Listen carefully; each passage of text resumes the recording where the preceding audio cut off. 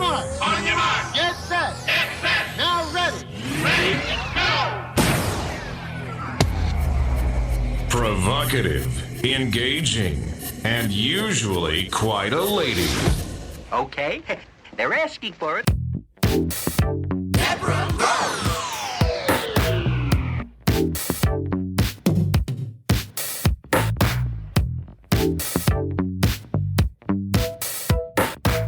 You may have heard the news in Illinois that Governor Pritzker, he has a bill on his desk that he will or will not sign, but the bill will allow non-citizens to serve as police officers.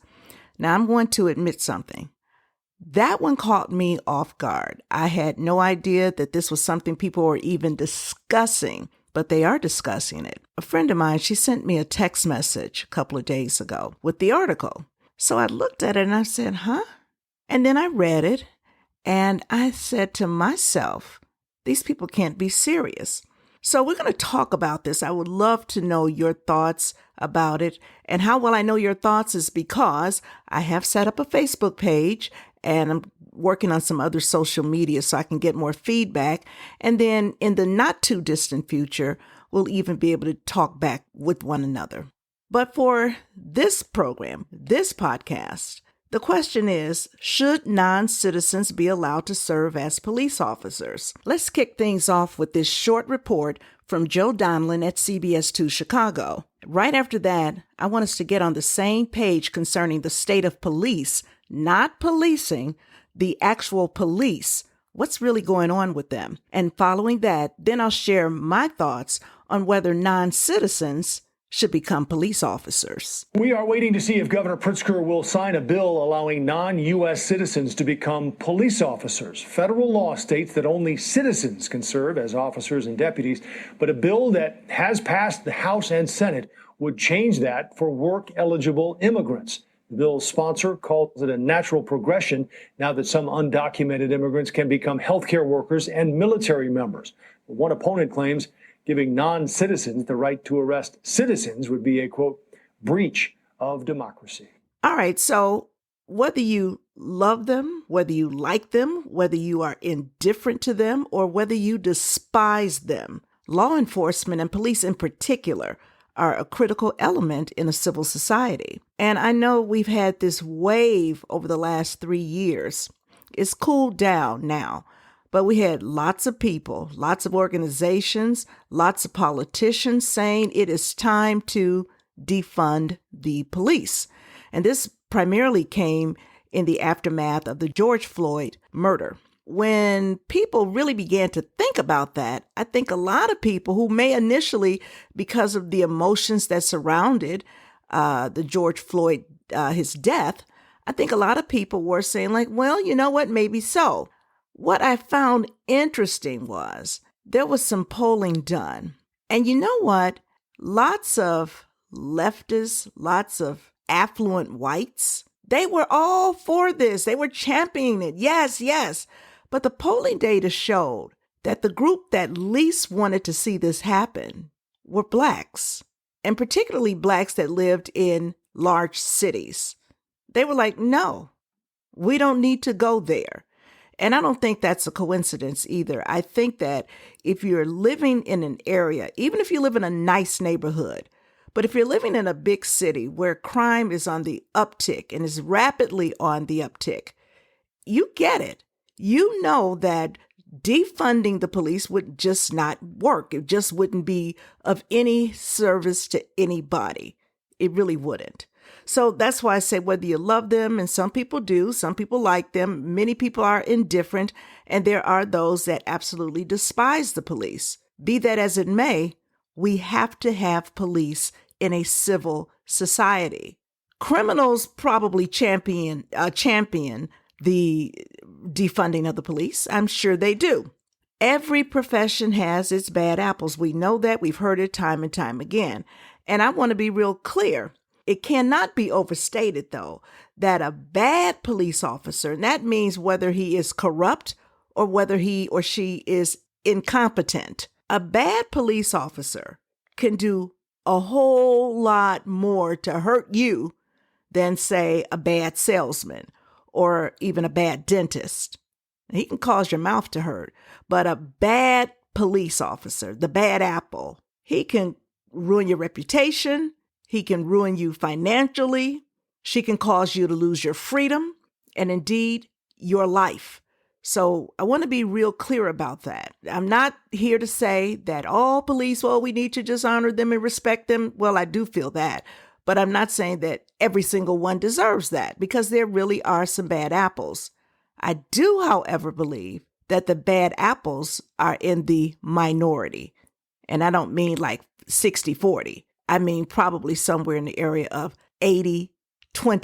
And it depends on what you call bad apples. Some people feel that if an officer has a bad attitude, even if there's no physical altercation, that's a bad apple. He's disrespectful. The attention needs to be called to the fact that this officer treated a citizen in a disrespectful way, but that doesn't make this person a corrupt officer or an incompetent officer. And yes, there are lots of times when citizens provoke this, where citizens actually go about the business of trying to get that kind of reaction. If you have a bad doctor, a bad lawyer, a bad teacher, a bad business owner, they can hurt you a lot too. But I do want to underscore the fact the person that can take your freedom because they're a bad apple, that's the one that needs to be plucked out of the bushel. No question about it. And I mean removed, take them off the job. But the idea that, oh, you know what, let's just defund all police. Let's shift that money and put it somewhere else. Even newly elected Chicago Mayor Brandon Johnson, he was on that bandwagon himself. In fact, he was one who was calling for the defunding of the police. Now, since then, he has said, well, actually, that was a political goal. I wasn't really talking about defunding the police, but I do believe that we should redirect funding. I think he's actually more sophisticated than I thought he was. I mean it. He's a little more sophisticated than I thought he was. So what he's saying is this money, all this money that we're putting into law enforcement, we need to look at holistic approaches to dealing with crime, whatever that means. Back 2-3 years ago, I heard a lot about we need to get more social workers on the scene. We need to do away with so many police. We're over-policing people. And I was just thinking, now, can you imagine some woman is snatched and pulled into an alley and sexually assaulted? And she calls for the police, and instead they send a social worker. So the social worker arrives, and she's like, oh my God, I can't believe this happened. And the victim is yelling, he went that way. He went down that alley. He has a blue hoodie on. He has a pair of blue jeans on. He just left. Okay, that's all the social worker could really say. All right, now I want you to inhale and I want you to exhale. Do that 3 times and you'll relax and I'll get you to the hospital. Meanwhile, the criminal is going on about his business. That's the problem I have with all of this discussion about redirecting funding. Crime is on the uptick. Crime is not going down. So I just can't get with that. But the issue right now is the idea that non-citizens should be allowed to serve as police officers. Now, why is this such an issue? Well, because there has been a dramatic decrease in people serving on police forces across the country. That's right. There was a study done, and this study, it showed that it was for 2021. It was conducted by the International Association of Chief of Police.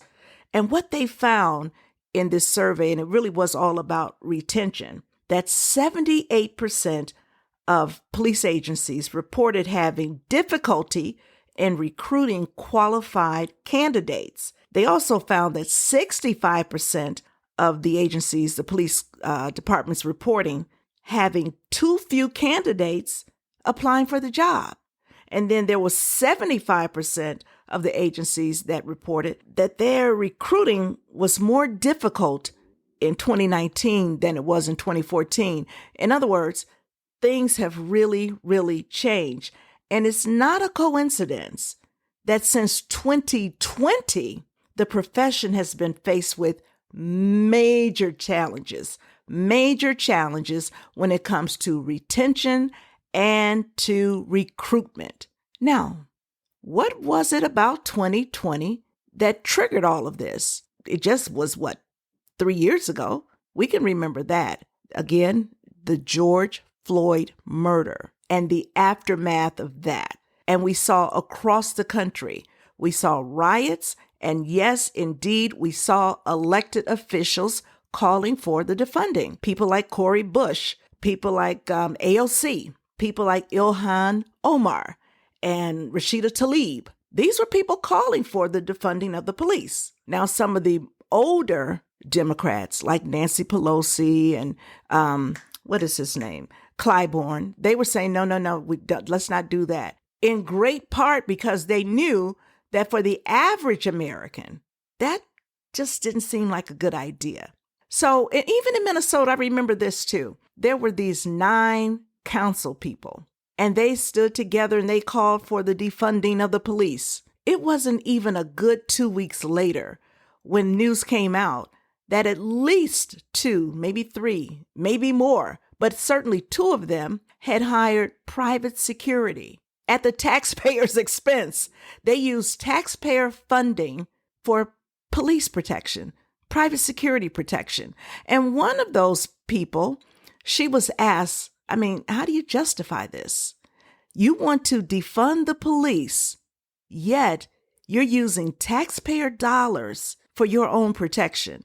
And she said, and I remember this vividly because she's a trans woman. Well, I guess trans man. She's a girl who believes she's a man. She's a woman who believes she's a man. But she said, I need protection. My family doesn't feel safe. And I thought, oh my goodness, what about all the people in Minnesota, in Minneapolis, who don't feel safe? There were riots everywhere. And even when it was peace and calm, there's still crime. What about the mom whose son can't go to school because he gets jumped every day because he doesn't want to get into a gang? Wouldn't it be nice if she could call the police? But they didn't think that was important enough. They had their own political agenda that they wanted to achieve. But that's neither here nor there right now. The issue on the table is, should non-citizens be allowed to serve as police officers? So we've got this important dynamic. We've got the fact that across the country, police departments are in dire need of officers. They're in dire need of officers. And I don't even want to bog you down with a lot of data because sometimes that's like, But there was another study done, and this one was done by the Police Executive Research Forum, also known as PERF, which I think is kind of silly because it sounds too much like PERP, but PERF. And their survey was to examine the staffing crisis facing law enforcement in 2022, just last year. And this is what they found: a significant increase in resignations. It was up 18% from 2020 to 2021 compared to 2019 to 2020. So again, from 2020 to 2021, resignations shot through the roof. Police were walking into the chief's office, throwing their badges on the table, taking off their belts, dropping their guns and saying, I'm out. Well, probably didn't do it that dramatically, but the resignations were up significantly. They also found that retirements increased by 45% during that exact same period. And that's why I keep mentioning George Floyd, and that's why I keep mentioning this whole defund the police, but there's something else that comes under that as well. There's also been a significant rise in people who are just outright, not just disrespectful, but who fight the police, who shoot at police, and who in fact shoot police, because police shootings have gone up 6% from just last year. We don't hear a lot about that, and that's an important story. It's important news, as important as when an officer shoots and kills someone, a civilian. But we rarely hear about the other side of that coin. The other thing that PERF found was that people have been retiring early. Police officers have been taking the earliest opportunity to retire, even when they receive lower pensions. They're just like, we're out of here. We want to get out of here as soon as possible. Now, 29%, and I was reading this elsewhere, but 29% of the nation's workforce say that their job makes them feel frustrated. I don't know, that may be you, but 29% say, my job just frustrates me. By comparison, 51% of officers say that their job nearly always or very often makes them feel frustrated. Think about that. Getting close to double what the average American feels about their job. Now, that's a really bad mix when you think about it. We've got this huge increase in resignations and retirements. At the same time, there also is a deep drop in recruits. Lots of young people are now saying, no thanks. I don't think so. So why is that? Well, according to the National Fraternal Order of Police, they also did a study in 2022. Now, you may be thinking, man, they're spending a lot of money on studies just over the last year or two. That's because that's when all of this activity really came to fore, where all of these people are retiring and resigning, and police departments across the country, they're putting on campaigns, come join us. These are some of the reasons why younger people don't want to get on the force. In 2021, 73 police officers were intentionally killed. Somebody said, I'm going to kill me a police officer. And they did just that. 53 of those people, actually it was 55 of those officers, were shot to death intentionally. They also said a negative public image. Now you might be saying, well, they earned it. Well, maybe, but there are also other factors leading to this increased negative image. And one of the things that they found in their study was negative media coverage. Because there are groups that go over media coverage. They pick a topic and they go through how many times a story aired. Was the coverage negative or positive? What facts were communicated? Which were omitted? And they found there was negative media coverage, and lots of it. Also, cell phone recordings. That's right. People are whipping out their phones and they're recording moments. And maybe they edit some of it. Sometimes they do, sometimes they don't. Let me tell you a really quick story of a friend of mine. He stopped a woman and she was going down a street that I travel every single day. And the speed limit on this street is 25 miles per hour. He pulled this woman over one day. She was flying through there and she pulled into a strip mall. And when he stopped her, she was very belligerent, he said. And I know him very, very well. He's a very serious man, but he's also a very fair person. He's not one of these hot-tempered persons. And she took her phone out and she started recording. Then she started yelling, "Help! Help!" And he said he looked at her and he said, "What are you doing?" And she put a smirk on her face, a little smile. And she did it again. "Help! Help!" So he did give her a ticket. Maybe 2 weeks later, he stopped and he came and we started having this conversation. He said, I told you about that woman. He said, it just wouldn't be right if I didn't tell you what just happened to me. He said, I stopped a woman, same street, and he gave her a ticket. And she said, I know I was wrong. He said, but that's not all. She contacted the department. She wanted to point out that he was so fair to her. She said he was so fair. He was very professional, and she just appreciated the way he treated her. So my point here is that, lots of people are using cell phone recordings, but not every cell phone recording that you see of a police encounter tells the whole story. That's really my point there. They all don't tell the whole story. Many of them do, but not all of them. Yet we often see these same recordings on the news, and only later, a good deal later, when more facts come out, that you learn that maybe that recording wasn't exactly what I thought it was. They also said that there is a lot of administrative work that police officers have to do. On average, an officer during his shift may have to do up to 3 hours of paperwork. That's crazy. Per shift. And a lot of people may not want to be saddled with that.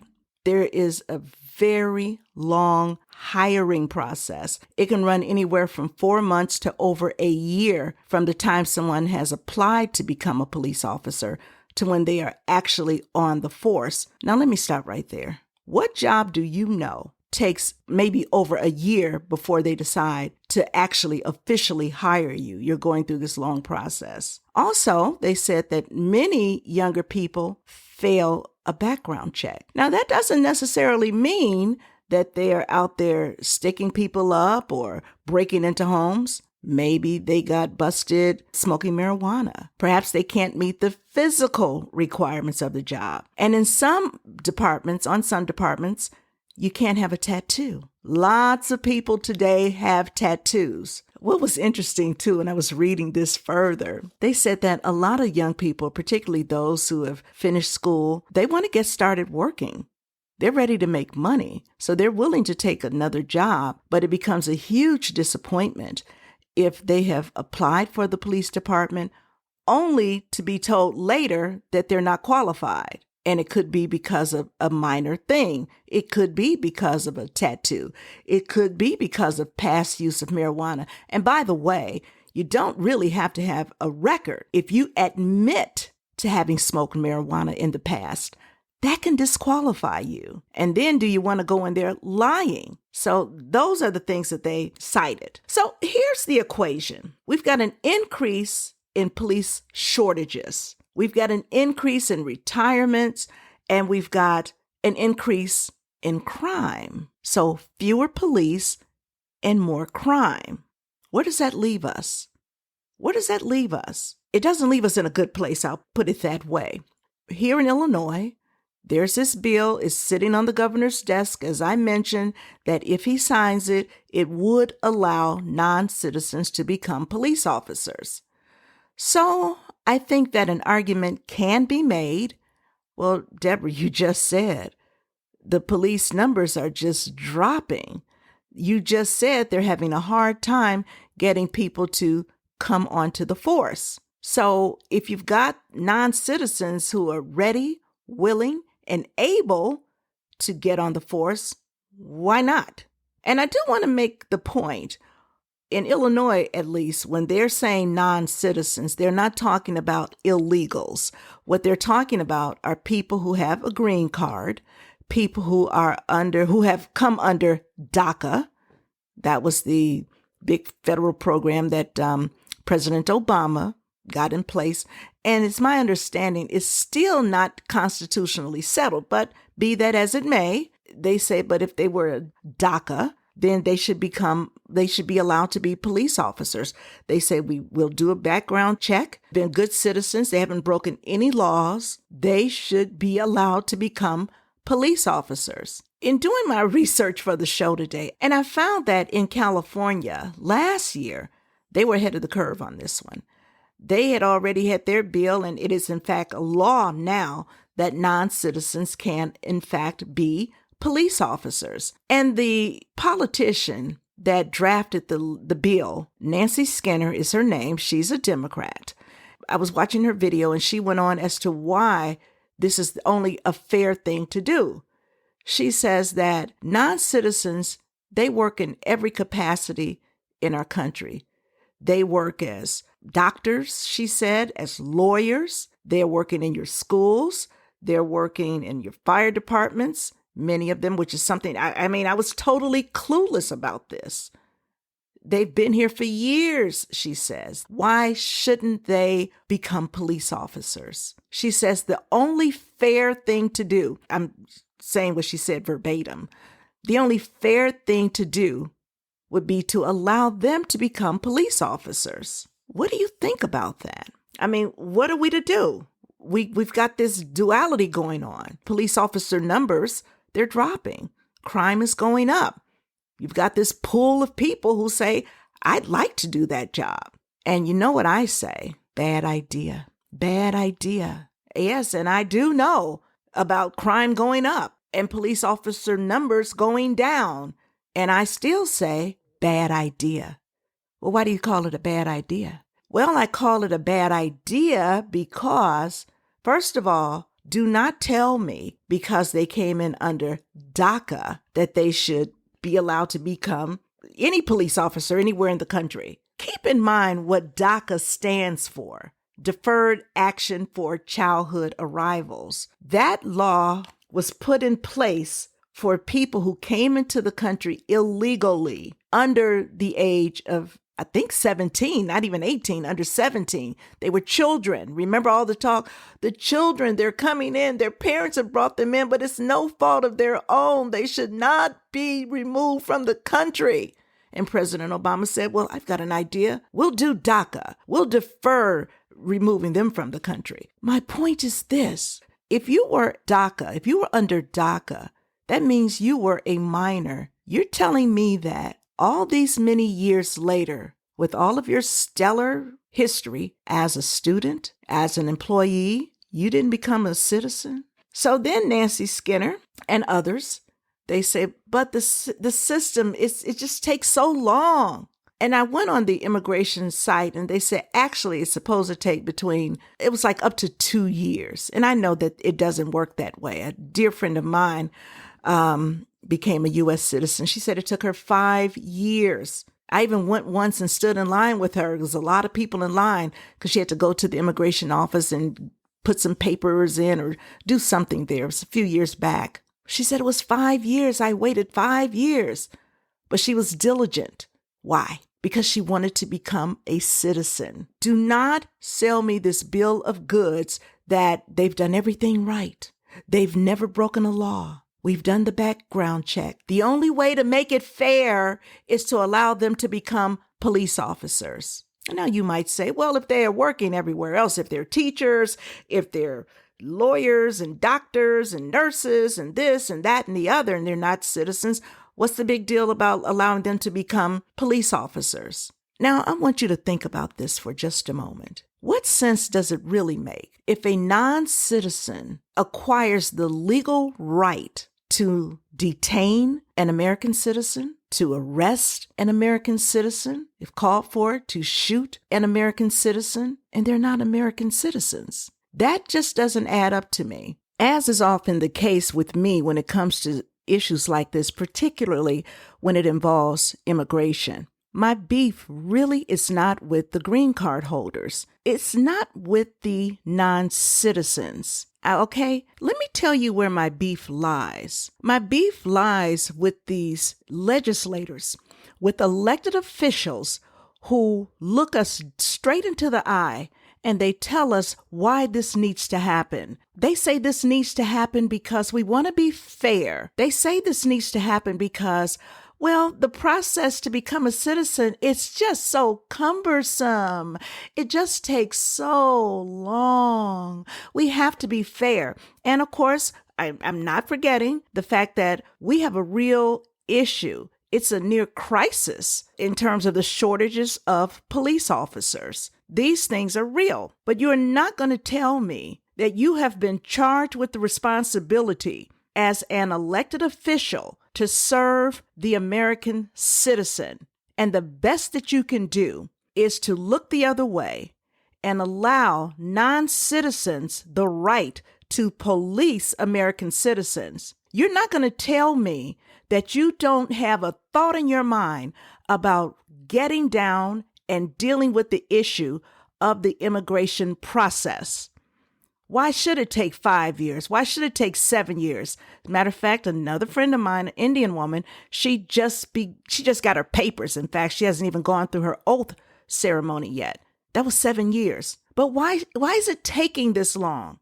Because no one has decided we need to streamline the process the way that they like to do this. Let's just throw the borders wide open. Let's just issue green cards. Let's just ignore the fact that a person is here illegally because the system is just so cumbersome. That's a false narrative.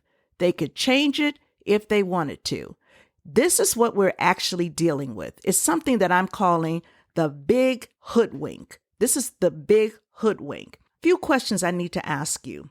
Do you really believe that DACA was nothing more than an act of altruism? That the President Obama, he just wanted to be a good guy and allow illegals, people who have broken our laws, come into the country, bring their children, and we can't just let the children go. Hoodwink, number one. Number two, do you really think that 2020's cataclysmic efforts to demoralize police was just organic? It was just organic. People were upset about George Floyd, and they just took off. You think that? You really believe that? I'm not the first to say this, but trust me on this. Some politicians, and very, very powerful ones at that, they never let a crisis go to waste. I know Rahm Emanuel said that, and he was proud to say it because he knew it was true. That's hoodwink number two. Let me give you hoodwink number three. If you think this unprecedented flood of illegal immigration will have no consequences, you're just wrong. You really are just wrong. And this is the part that bothers me almost most. We have been pitted against one another as Americans, this political perspective, that political perspective, and it's going to wind up to our detriment. Because while we're bickering, we have people who we have elected, people who, again, are responsible for the preservation of our standards as Americans, who are turning a blind eye and are engaging in a big hoodwink while we continue to bicker. Hoodwink number 4. This is not coincidental. The past few months where states and some cities have very quietly, they've written legislation or bills, and some have become laws where they're saying, and they have said, that non-citizens should be allowed to police Americans. This is absurd. This is so perverse. It just boggles my mind. I was watching the videos and looking and reading all the states that have embarked upon this journey of allowing non-citizens to become police officers. They're saying the same thing. We need this. We have to do something. Well, there are things that can be done. Streamline the process. People want to come here. People are here. They have green cards. Let them go through the process of becoming a citizen. Do not tell me someone has been here since childhood, and I've read the stories. Oh, she was an excellent student. She went to college. She graduated college. She's a DACA person. All that time, that's easily 10 years. You could have been a citizen. We're seeing our states and our cities betray their own citizens. It's not just California and Illinois. There are many other states that already are doing this or have pending legislation to allow non-citizens to police American citizens. That's like cuckoo to me. I'm serious. That's like cuckoo to me. But we also have Houston, Texas, and Dallas, Fort Worth, Texas. It's not all through Texas, but in those two cities in particular, Houston and in the Dallas, Fort Worth area. That's what they're going for. In Utah, yes. In Oklahoma, Louisiana, North Dakota. In Wisconsin, it was interesting because they actually tried this before in Wisconsin and it failed. Now they're trying it again. And I have to say, across the board, it was almost not totally, but across the board in terms of introducing the legislation, it's been Democrats. But make no mistake about it, Republicans have signed on to it as well. Far more Democrats, far fewer Republicans, but Republicans are in this too. Some police associations are also in favor of it. And I almost understand why they are doing it, because it's their ranks. They need assistance. They don't want their men and women out there fighting crime and they have few resources as backup. They don't want to take 2, 3, 4 hours to respond to a call.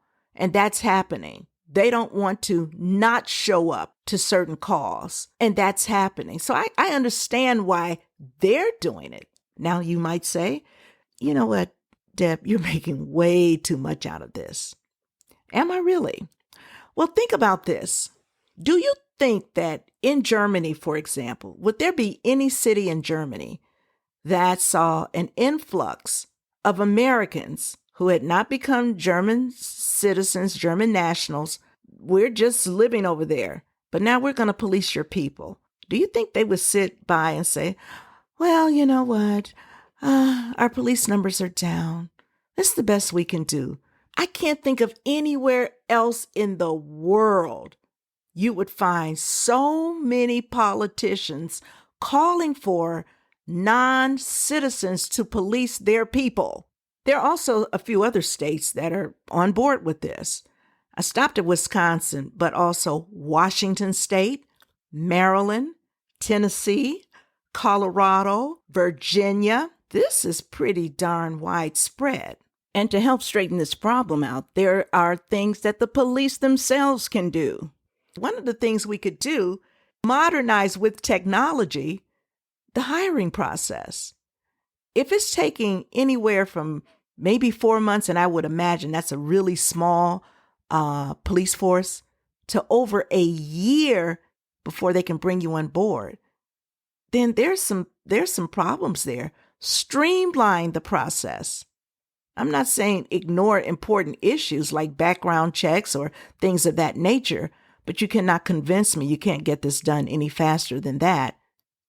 If you have people who say, I can't just keep waiting for you to call me, I've got to find another job, then you're missing people right there. And they actually did say that's a part of the problem. It takes far too long. Now, if tattoos really are that big of an issue for some police departments, it's their rule. If they say we don't want tattoos, okay, but there's even solutions for that.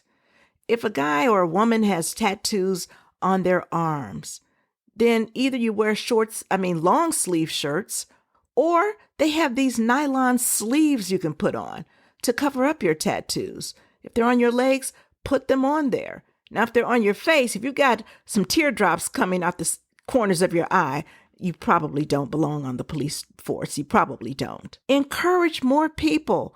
And you can do that by telling some of the good things that police officers do. Everywhere you look on social media, every time you see a news report, all it is bad, bad, bad. And you know, as well as I know, there are good stories. They're good stories. Officers do really cool things many times. Saving a kid, going into it. Well, that's just his job. Yeah, but you can still talk about it. When you get this constant drumbeat of they're bad, they're hurting people, they're dangerous, and people are constantly posting and reposting, and media stories are 100 to 1 negative. That's what happens. So those are some of the things we can do to change it. Those are some of the things. And you know what? I know a lot of officers say, well, we can't lower standards.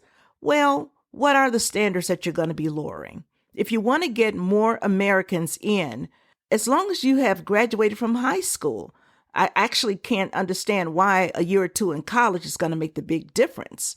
If you've been to high school and you've graduated, you have a clean background. You can meet the physical requirements. You can pass the exam. Why not? We can remedy this problem. But the only way we won't change it is if you snooze. Because I was snoozing. And we tend to snooze as Americans on the big issues that really impact us. We don't see it coming until it's slapping us in the face. Why? Because we were snoozing.